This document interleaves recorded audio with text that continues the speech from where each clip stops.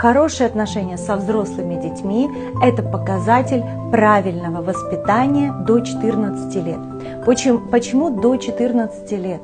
Евреи все говорят, что ребенок – это как стрела. 14 лет ты стрелок, ты натягиваешь и ищешь направление, куда этой стреле полететь.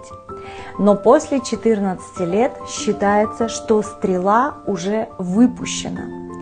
И менять направление ее траектории, куда она летит, бесполезно.